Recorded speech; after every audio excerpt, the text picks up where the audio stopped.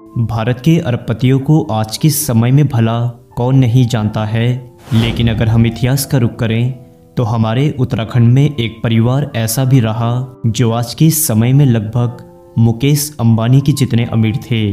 वह मालदार परिवार इतना अमीर था जिनकी पीढ़ियों को अभी तक पता नहीं है कि उनकी जायदाद कहाँ तक है। हालांकि पारिवारिक संपत्ति को लेकर मुकदमे कोर्ट में दर्ज जरूर हैं, लेकिन इतिहास में उस मालदार परिवार ने उत्तराखंड के लिए काफ़ी स्वर्णिम कार्य भी करे हैं। तो आइए उस मालदार परिवार के बारे में जानते हैं। लेकिन आगे बढ़ने से पहले अगर आप नैनीताल मैने यूट्यूब चैनल में पहली बार आए हैं तो चैनल को सब्सक्राइब करके बेल आइकन भी दबा दीजिए। उत्तराखंड के पिथौरागढ़ जिले में एक ऐसा धनी परिवार रहता था जिस परिवार के पास कोई भी एजुकेशन डिग्री नहीं थी और यहाँ तक पढ़ाई का दर्जा 4 से 5 कक्षा तक का भी नहीं था। लेकिन वे अपनी ऐतिहासिक परिस्थितियों और व्यापारिक बुद्धि की वजह से उत्तराखंड के पहले करोड़पति बने, जो समय के हिसाब से करोड़पति बनना किसी के सपने में भी संभव नहीं था।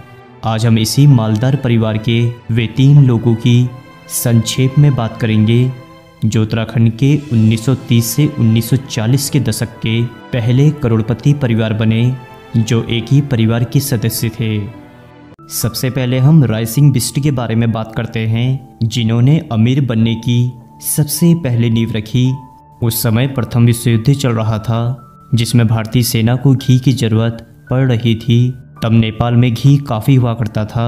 तब राय सिंह ने पिथौरागढ़ के वड्डा में नेपाल से आने वाले घी का डिपो स्थापित किया और भारतीय सेना के साथ साथ अन्य जगह भी घी को सप्लाई करना शुरू किया और धीरे धीरे वे उत्तराखंड के घी के सबसे बड़े ठेकेदार बन गए। दोस्तों, राय सिंह के 2 पुत्र थे, देव सिंह और चंचल सिंह, जिन्होंने अपने पिता का बिजनेस आगे तक बढ़ाया। इसके बाद देव सिंह के पुत्र दान सिंह बिष्ट ने 22 गांवों को खरीद लिया था और बेरीनाग के विशाल चाय बागान को भी खरीद लिया था। यहाँ चाय के पौधे चीन से थे, जहाँ उन्होंने इस चाय के व्यापार को इतना आगे तक बढ़ाया कि उस समय 5 करोड़ की लीज होती थी। यह उस समय के मुताबिक इतनी बड़ी धनराशि होती थी कि साल का टर्नओवर करोड़ों में होता था। अब दान सिंह ने अपना कारोबार लकड़ियों में भी दिखाया, जहां उन्होंने लकड़ी का कारोबार उत्तराखंड ही नहीं बल्कि कश्मीर, नेपाल और असम तक विस्तार किया। अब उनके पास इतना पैसा हो गया था कि उन्होंने नैनीताल सहित कई जगहों में अपनी ज़मीन स्कूल, कॉलेजों और प्रारंभिक शिक्षा के निर्माण के लिए दान में दे दी थी, जिसमें पिथौरागढ़ के स्कूल समेत नैनीताल का प्रसिद्ध विश्वविद्यालय डीएसपी कैंपस भी सम्मिलित है। आपको जानकर हैरानी होगी कि इस मालदार परिवार ने पूरा पिथौरागढ़ खरीद लिया था, लेकिन आज़ादी के बाद उनकी संपत्ति को रिश्तेदारों के साथ साथ अन्य जनहित कार्यों में बंट गई। अब हम बात करते हैं चंचल सिंह बिष्ट की। चंचल सिंह बिष्ट भी पिथौरागढ़ में ही रहते थे, जो घी के साथ साथ कपड़ों का भी व्यापार करते थे। चंचल सिंह एक दर्शनीय व्यक्ति थे।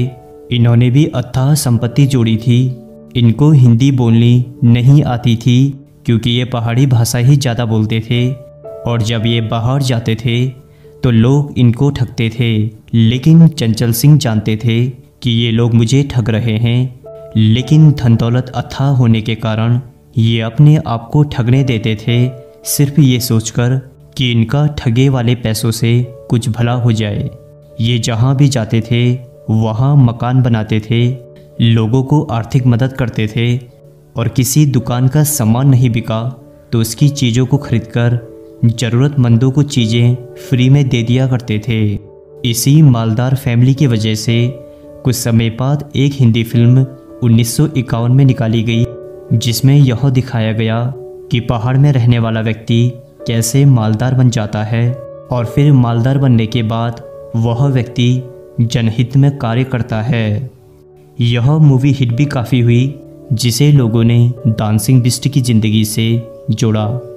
दोस्तों, दान सिंह, देव सिंह और चंचल सिंह के कई दानशीलता के मशहूर किस्से और कहानियां हैं, लेकिन हमने सिर्फ आपको संक्षेप में ही बताया है। तो दोस्तों, अब आप अनुमान लगा सकते हैं कि प्रथम विश्व युद्ध के समय से ही करोड़ों की जायदाद रखने वाले उदान सिंह उस समय के उत्तराखंड के मुकेश अंबानी रहे होंगे। तो दोस्तों, उम्मीद करता हूँ कि यह एपिसोड आपको काफ़ी पसंद आया होगा, और अगर ऐसा है तो दोस्तों के साथ आप इसे शेयर ज़रूर कीजिएगा। मैं हूँ आपका दोस्त संदीप, फिर से मिलेंगे एक नए एपिसोड में। तब तक के लिए नमस्कार दोस्तों।